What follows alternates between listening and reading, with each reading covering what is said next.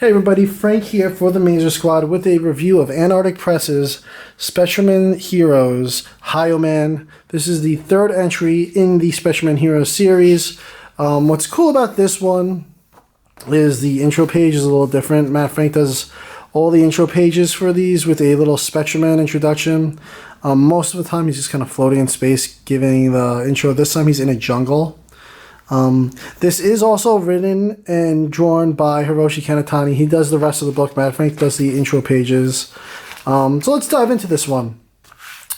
It opens up with two theroid hyenas. Theroids is what these creatures, monsters are called. It's they're humans, I believe, that were experimented on, and they are turned into these animal monsters. They're looking to assassinate somebody in the parking lot, and they come across Hyoman, who is like a leopard man, and he makes a little, this is what they call double leopardy pun as he's about to attack the two of them. And we see a boy in the parking lot kind of watching what's going on, and there's a camera. So we cut to next day. There's been an assassination on in a big corporate chairman's daughter. She's been killed, and he's in not in hiding, but he's being watched over now because they're like, oh, he's this big trading company executive. And the agent Mai Ashita is assigned to the case. Everybody in the department calls her Mine instead of Mai because she's the only woman in the department. So they give her a little hard time. She's got a bad rap, and it's mostly because, it's a bunch of men giving a woman a hard time. So all they tell her is that they have this photo of a child at the scene and this creature. And so she heads to the parking garage, which is where the assassination took place.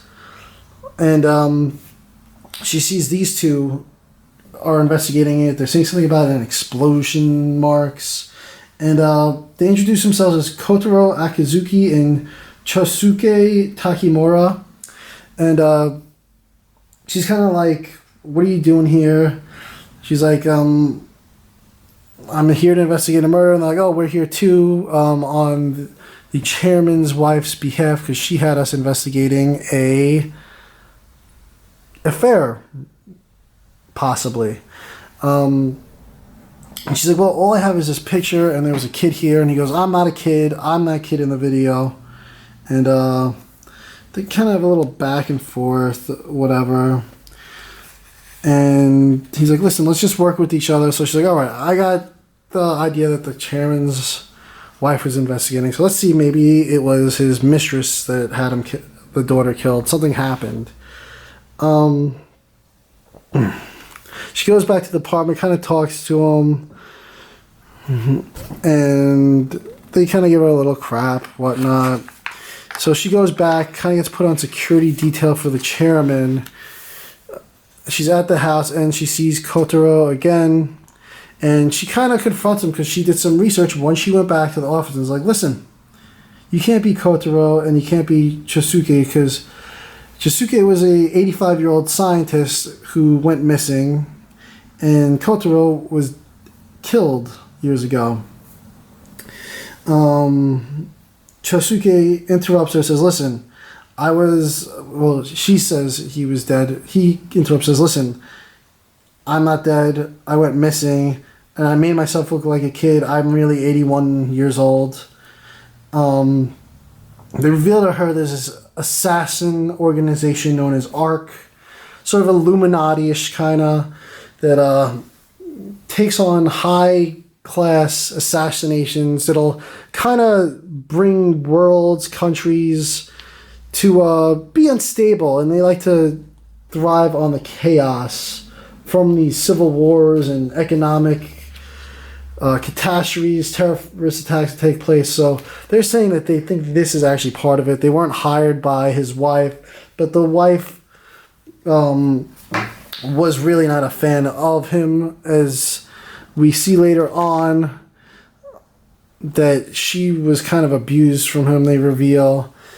And we see the wife leaving the house. She looks kind of depressed, not happy. So they're kind of staking out the house at this point because she was assigned to watch. And he's like, all right, So he leaves, she's with her police, and then she sees Kotaro return again. This time, it looks like he's going to break into the house. She stops him because he's approaching the gate, and he goes, listen, there's somebody in there about to kill him. And she goes, how could you know that? He's like, I could sense it. And she's like, how? And Chosuke informs her, listen, I brought him back. His family, friends were killed. I made him a theroid as well. His scent is 10,000 times to 100,000 times more powerful than a human, so he could smell what's in there. So he picks her up, jumps clean over the wall, and she's like, what's going on? She's like, he just is holding me, jumping over this wall. Cut to inside the house. We see shadows and what appears to be a snake crawling on the floor, calling out for the chairman. He wakes up and just sees these two eyes on the ceiling, and they're like, we come from ARC. Our mission is your elimination. And the snake just grabs him before he could even run away and takes a big bite and begins swallowing him whole. The wife walks in, and it's revealed that she's actually the one that hired ARC to take him out. She wanted his fortune. It turns out that they have a son, and the daughter would have technically been the heir to his empire, but if he just goes missing and isn't killed, the fortune goes to her before the son, and she'd have full control of the company, and that's why she was having the snake swallow him whole, because technically if there's no body, they can't prove that he's dead, so he's missing. So Kotaro and Mai walk in, they see this giant snake monster, and she's like, what am I looking at right now? He kicks the monster in the face, and we see this, I don't know what that is, it's like a lemur kind of thing on the ceiling, is with the snake monster. And we learn the snake monster's name is Pythoroid. And she's still handcuffed to Kotaro, and he just breaks the handcuffs clean off of her, and she's like, what did you do to my handcuffs? And he's like, listen, I could have broken them the whole time. And he yells, leopard eyes, becomes Hyoman. Really cool sequence there. He's got the cape, he's got this big chain, it almost looks like an arc reactor from Iron Man, honestly. He reveals that he is Hyoman, and he gets these long nails just come out. They're swords. It literally says they're swords. And it's like a Wolverine type of thing, and he just cuts the snake clean in half, and it reveals the exec's body in there, and Pythoroid's dead, and then this thing, he comes out of nowhere. He calls himself Tarsiaroid. I don't know if that's a type of animal, Tarsia. And he's got chainsaw hands. He's like, yo, you got swords? I got chainsaws. And he cuts up Hyoman a little, but Hyoman puts up the fight and cuts him a little, and then we get a little flash of when his fiance died and when his assassination took place, and he explains himself why he's not going to side with the Theroids in trying to take over the world and ARC. And we get a little back and forth. They fight, and he just cuts that guy clean in half. And it basically ends like, oh, if you need any help, just give me a shout. If there's any Theroids or strange assassinations of any sort, give us a shout and we'll take care of it. And then he's there with Chosuke, and that's the end. So ARC is still out there. We could absolutely see a sequel to this one.